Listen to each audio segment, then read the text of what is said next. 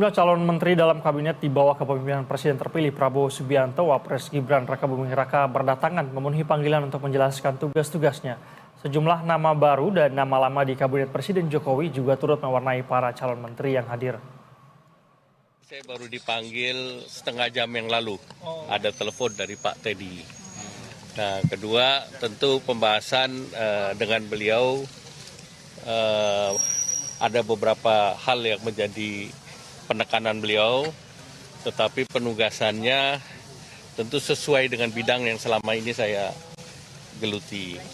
Nah, kalau posisinya nanti diumumkan oleh beliau. Jadi saya datang tadi, kemudian diajak bicara sama beliau mengenai masalah kesehatan, ya. Jumlah dokternya harus cukup, jumlah dokter spesialisnya harus cukup.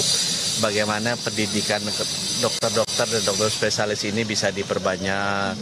Kalau masyarakat juga masih kekurangan, bisa nggak belajarnya nggak hanya di dalam negeri saja, tapi bisa juga di luar negeri untuk mempercepat.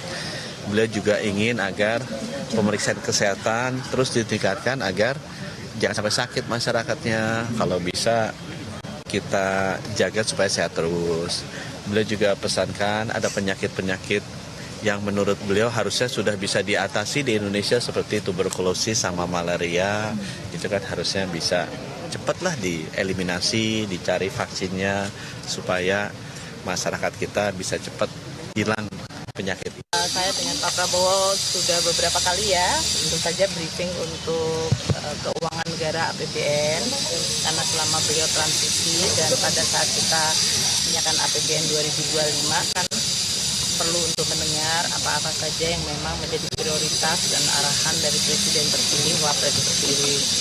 Jadi kami selalu konsultasi, kemudian kita juga berdiskusi mengenai berbagai langkah untuk memperkuat Kementerian Keuangan dan Keuangan Negara untuk bisa mendukung program-program beliau.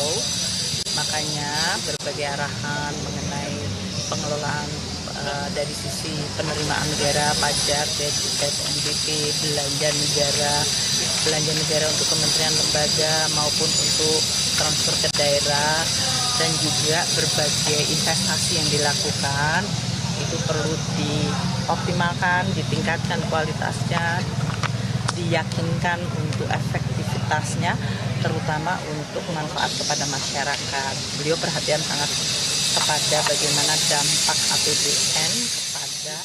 Ya, saya tadi dipanggil oleh Pak Prabowo.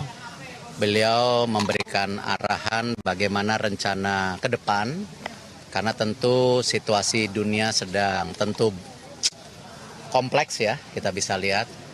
Dan tentu amanah ini ya tadi saya sampaikan akan saya jaga sebaik-baiknya, dan saya akan pastikan amanah ini kita sukseskan gitu. Saya pekerja keras, semua tahu, dan saya loyal.